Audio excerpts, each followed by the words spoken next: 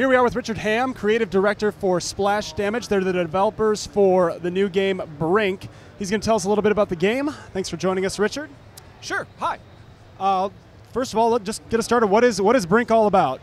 Well, okay, Brink is set on the Ark, which is this prototype city that was built right around this time that's supposed to be all about a perfect green future, where there's unlimited resources and zero carbon emissions. They built this around 2005, 2010, and it worked. It was fantastic. It was like the eighth wonder of the world. It was literally going to change the Earth, change the planet, save the planet. But unfortunately, it didn't come soon enough, and next thing you know, we had worldwide flooding from an inconvenient truth. I personally blame Al Gore. And next thing you know, you've got hundreds of thousands, millions of people all over the world displaced, and a lot of them came to the Ark because it floated, and they needed someplace to go. The Ark opened its doors, even though maybe it shouldn't have. We cut 30 years into the future, where now an entire generation has grown up on this tight little space. What was originally supposed to have maybe around 5,000 people, now has about 50,000. Resources are running low, everything's breaking down, contact with the outside world is lost a long time ago, and the whole place is on the brink, which is the title of the game, of an all-out civil war, and that's where you come in. And we noticed it in the character selection screen, you can play as either security forces for the Ark or for the Resistance. Can you explain the two factions? Sure, that's actually a really important decision you make right when you first start the game. You actually create your character, and then we actually have a quick cutscene that kind of establishes the world and explains how everything got the way it is. And then we ask you, the player, do you want to save the Ark or escape the Ark? Now, what would you choose? Being the peacemaker kind of guy that I'd probably save the Ark. You're a good man. That means you just chose to join security, whose job is really to keep the peace, to keep the place floating.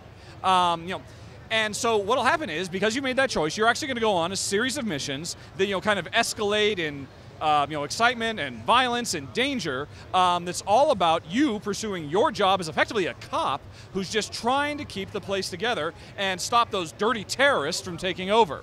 Now what'll happen is you get to the end of that storyline, and you'll win. You'll save the day. Sorry, bit of a spoiler alert. You will save the day.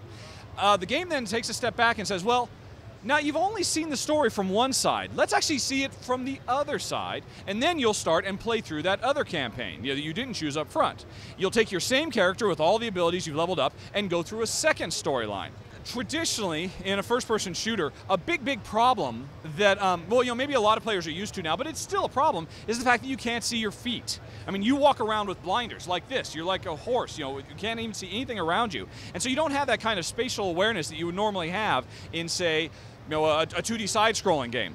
And yet, we expect players to be able to make good jumps. We expect them to be able to maneuver around tight environments, even though they're walking around like this. I mean, if you were to try and actually walk around in a scuba diver mask, around this show, you'd be bumping into stuff left, right, and center. So the smart button came out of that, this whole notion that, well, first of all, you don't need to use it. If you're a really competent, accomplished first-person player, just don't hold the button down and do all your maneuvering yourself. You can do all the fancy acrobatics, you can climb up walls, everything. But if you feel you need a little bit extra help, hold that button down, and that's you signaling to us, take care of it. I just want to get over there because that's a great place to be to actually fight. This game, first and foremost, is about gunplay. It's about having really fun shoot-'em-ups. It's not about crazy parkour stuff. So we don't want players to be spending too much time stumbling around like drunken sailors when it's all about just getting there and having the best tactical advantage over your enemy. Our online is really smooth. It's very much drop in and drop out, and trying to be really friendly. Like a big thing is ensuring that if you see one of your friends online, there's going to be nothing that stands in the way of you actually playing with them. No artificial rules or boundaries. And now that you and I are actually playing together, because hey, we're friends and we want to get online together, if I have to go to the bathroom, I don't have to wait 20 minutes for the match to end. I'll just go on ahead and temporarily go idle, let a bot take over for me, and pick back up where I left off. Kind of like what Left 4 Dead does. I mean, actually, I was really inspired by a lot of the stuff they did. I don't think they get enough credit for like some of the fundamental changes they've made to the industry. We're going 4 classes: soldier, medic, engineer, and operative. They're kind of a mix of the stuff you would expect from those classes that you've seen in other team-based games, including our own enemy territory games, but all the classes actually have a lot of new and exciting stuff you haven't seen in team-based games before as well. Traditionally in a team-based shooter that's as complex as what we have, I mean, there's a million different things that be going on. Should I be going and reviving people? Should I be building up defenses? Should I be sneaking around and trying to flank the enemy? I mean, there's so many choices to make at a given time that it can be really, really overwhelming for somebody who's just coming in to play for the first time. So that wheel kind of, I think, represents your best friend who knows the game really well and is sitting next to you on the couch saying, hey, you know what, maybe you should flank them. Or actually, you know what would be good right now? If you actually went and changed into an engineer, you could actually build that and be the hero. So it's all about having a really easy to use system that's just there at all times. You bring it up, the thing that's at the top of the wheel is always what we personally recommend you do. But in addition to that, there's all these other choices. Every single one of those is a really valuable thing you could be doing. You would never be wasting your time or your team's time if you choose one of those objectives. Now, once you choose one of those objectives, the next step is a little arrow comes up at the top of the screen that will actually lead you kind of like GPS wherever you need to go to get that done.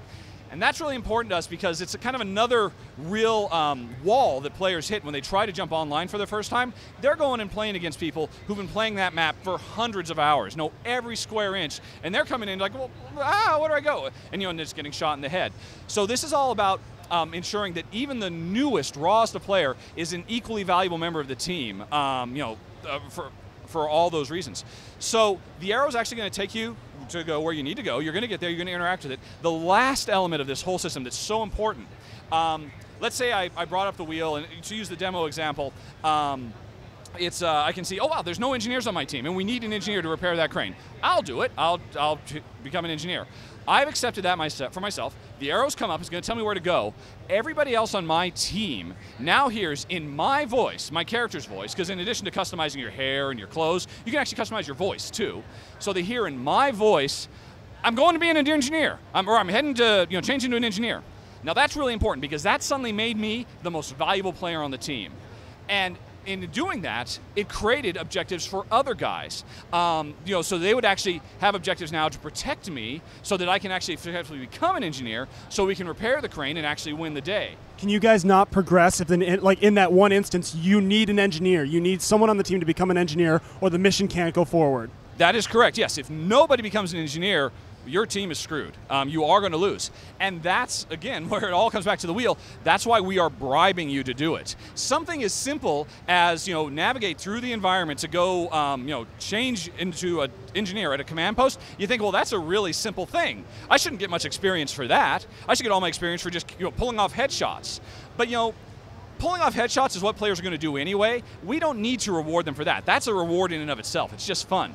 We need to reward you for doing the stuff that no one else is doing. So that's why we'll pay through the nose. You could spend the next hour, get 100 kills and earn 100 experience points, or you could go change into an engineer and get 100 experience points. So this is a way of bribing players to be better teammates, and it's how we solve the team play problem.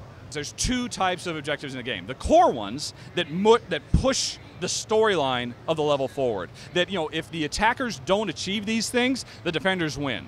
And that's always where kind of the front line is. And I would tend to think that's where the best of the best players, they kind of gravitate. That's where, the most hairy, in-your-face fighting is going to go. And, that might be the place that not all players are comfortable being, because it's really dangerous there.